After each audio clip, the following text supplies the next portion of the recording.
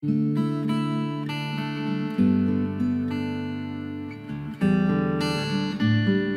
une prière qui m'a été donnée, que je trouvais très belle, que j'ai décidé de dire tous les matins. C'est donc la prière de saint François d'Assise, cette prière du matin que nous diffusons depuis ce temps.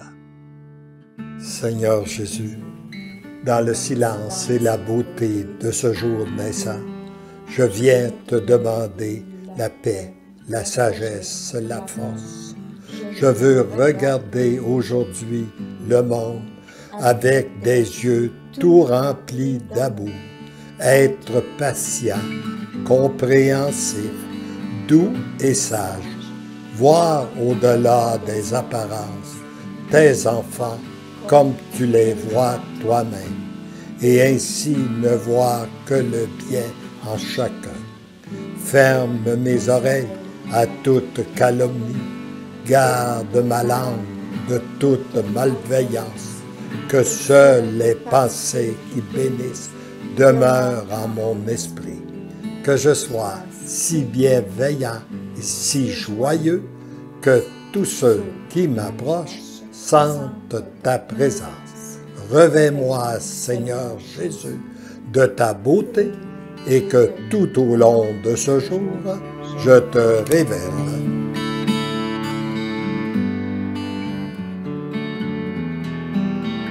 Je partais du chalet, puis je m'en allais travailler à Sherbrooke. Puis là, j'avais une première pensée. Il y avait un type qui me fatiguait, là. Puis là, j'ai dit, lui, ce matin, là, je vais lui parler de toute façon. Je me proposais de brasser un peu, de brasser la cage. Puis là, quand je lis ça, je dis, voir tes enfants comme tu les vois toi-même, ainsi que ne voir que le bien à chacun. Ça adoucit. Je me suis aperçu que ça m'adoucissait. Ça me rendait plus humain.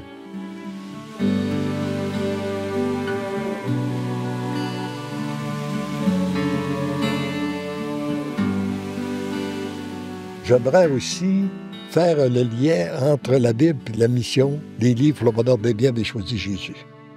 Parce que j'ai entendu souvent des gens dire « Moi, je ne veux pas lire ces livres-là parce que la Bible me suffit. » Puis c'est vrai que la Bible est complète. J'ai entendu, entre autres, un prêtre me dire j'ai tendance à ne pas vouloir recommander la lecture de ces livres-là parce que je crains que si les gens commencent à lire ces livres-là, ils vont s'éloigner de la parole de Dieu. Alors, et moi, je ne voudrais pas que les gens s'éloignent de la parole de Dieu.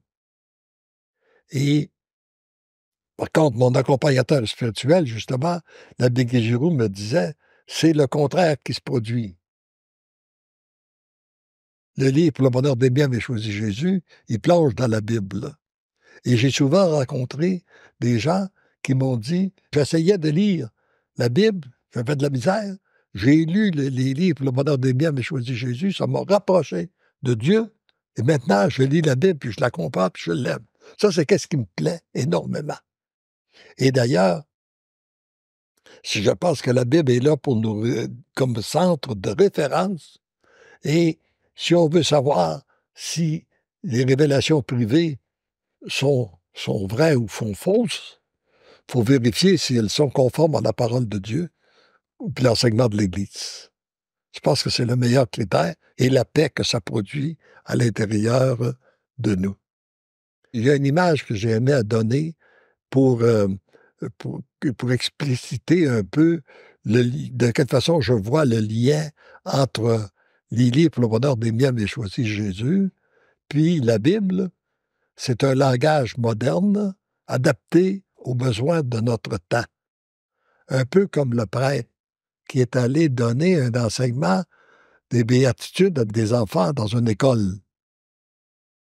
Et après, il leur a dit, allez à votre pupitre et composez une nouvelle béatitude que Jésus donnerait avec les mots modernes de notre temps.